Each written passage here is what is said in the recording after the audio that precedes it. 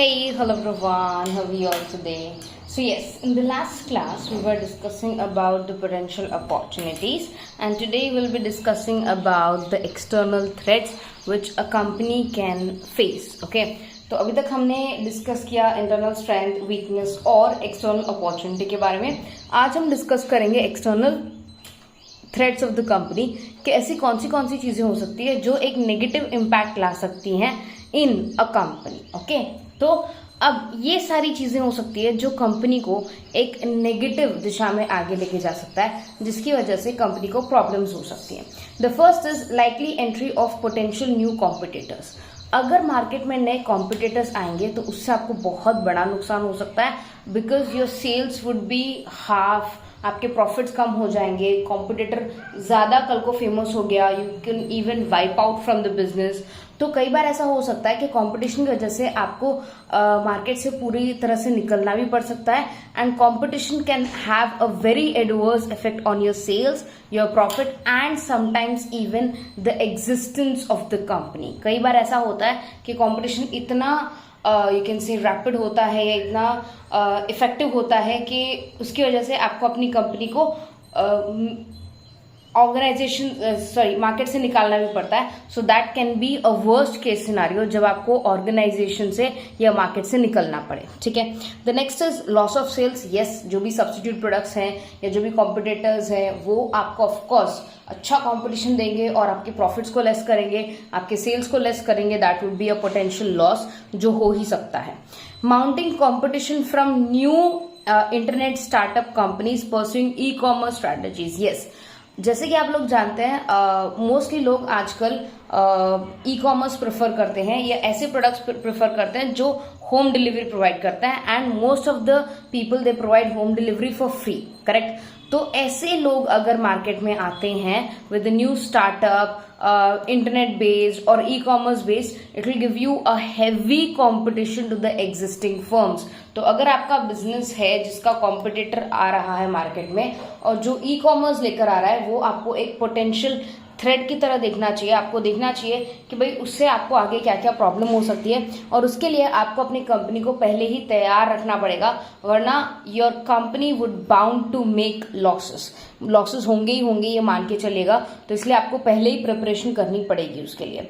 Increasing intensity of competition among industry rivals. Yes, तो जो भी एग्जिस्टिंग कंपनीज हैं वो भी कई बार कॉम्पिटिशन इंक्रीज कर देती हैं by expanding their market, by bringing new products into the market etcetera. तो वो क्या करती है, वो आपको इनफ कंपटीशन दे सकती है अगर वो टेक्नोलॉजिकली अपग्रेडेड हो रही है, धीरे धीरे फेमस हो रही है, अपना ब्रांडविल या गुडविल इंक्रीज कर रही है, ऑल दैट. तो ये भी इंक्रीज कर सकता है कंपटीशन, और इसकी वजह से भी आपका एग्जिस्टिंग फर्म मुश्किल में पड़ सकता है. टेक्नोलॉजिकल चेंजेस और प्रोडक्ट इनोवेशन. यस, लाइक पहले आपका डब्बा फोन चलता था, right, like the QWERTY keypad phone, but right now we have Android and touch screen phone, and धीरे धीरे after point of time we might see new type of phones, like Samsung ने भी foldable phone लेकर आया है, right. सो इस तरह से बहुत सारे न्यू, जैसे जैसे टेक्नोलॉजिकल एडवांसमेंट होते जाएंगे हमें भी एडवांस होना पड़ेगा, और बाई चांस हम एडवांस नहीं हो पाते, we would be wiped out. हमें ऑर्गेनाइजेशन से बाहर हो जाना पड़ेगा या हमें मार्केट से बाहर हो जाना पड़ेगा, क्योंकि जो नया टेक्नोलॉजी है कंज्यूमर्स वही अडेप्ट करेगा. कंज्यूमर पुराना टेक्नोलॉजी को अडेप्ट नहीं करेगा, राइट. तो it's better you have to be technological upgraded from time to time. जब भी आपका मौका मिले you have to be upgraded. Okay. The next one is slow down market growth. Yes, अगर मार्केट में मंदी चल रही है, तेजी नहीं है, लोगों के पास पैसा नहीं है, तो ऑफकोर्स वो खर्चा नहीं करेंगे और आपके सेल्स डिक्रीज हो सकते हैं. ये भी एक प्रॉब्लम हो सकता है मार्केट में, ये इसका भी आपको ध्यान रखना चाहिए. Adverse shift in foreign exchange rates. Yes, foreign exchange rate में बहुत ज्यादा उतार चढ़ाव आया है, या मार्केट में पैसा बिल्कुल नहीं है, मार्केट में मनी का फ्लो रुक गया है. ये भी ऐसे एस्पेक्ट्स हैं जो आपको बहुत ज्यादा केयर करनी चाहिए, क्योंकि ये लॉसेस क्रिएट करेंगे. Now costly new regulations, right, जो रेगुलेटरी रिक्वायरमेंट्स है, टैक्स रिजीम हो गया या any kind of other rules and regulations हो गए, उसका भी आपको ध्यान रखना पड़ेगा. Now growing bargaining power of consumers. Yes, bargaining power of supplier. Shift in buyer needs and taste away from industry products. Yes, consumer का टेस्ट चेंज हो गया है. कंज्यूमर जो पहले प्रोडक्ट्स परचेस करता था वो नहीं करता. He need new kind of products और समथिंग लाइक दैट. ये भी एक बड़ा प्रॉब्लम हो सकता है. Adverse demographic changes that threaten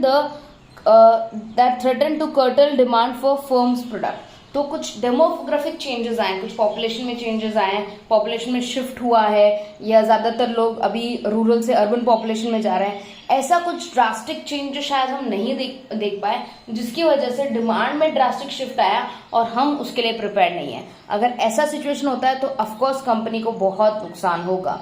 तो ये 11 ऐसे पोटेंशियल थ्रेट्स हैं जो मार्केट में हो सकते हैं, जिसके लिए किसी भी कंपनी को पहले से तैयारी करके रखनी चाहिए थी, सो दैट वो ये डिटरमाइन कर पाता कि हाँ इस तरह के लॉसेस भी हो सकते हैं और इस तरह के लॉसेस के लिए उसे पहले से प्रिपरेशन रखनी चाहिए थी. Right. So these are the potential external threat. याद रखना, इसे हम कंट्रोल नहीं कर सकते. हाँ, इसके लिए हम प्लानिंग जरूर कर सकते हैं, बट उसके अलावा हम कुछ नहीं कर सकते.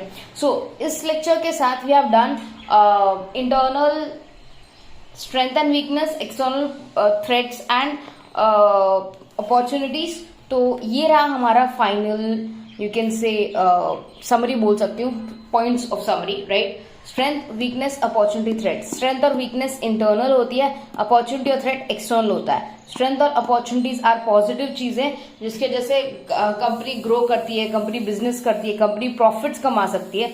जबकि वीकनेस और थ्रेट वो सारी चीजें होती है जिसकी वजह से कंपनी को लॉसेस होते हैं.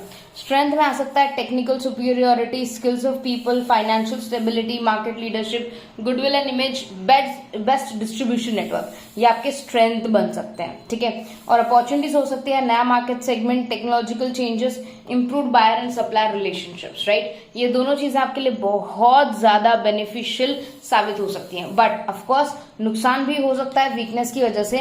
ये सारी वीकनेस आप जितना जल्दी दूर कर पाए, अगर आपके ऑर्गेनाइजेशन में कोई है, आपने आइडेंटिफाई किया है कि हाँ आपके ऑर्गेनाइजेशन में कोई भी ऐसी वीकनेस है, तो आइडेंटिफाई करते ही इसे जितना जल्दी दूर हो सके उतना जल्दी दूर कीजिए.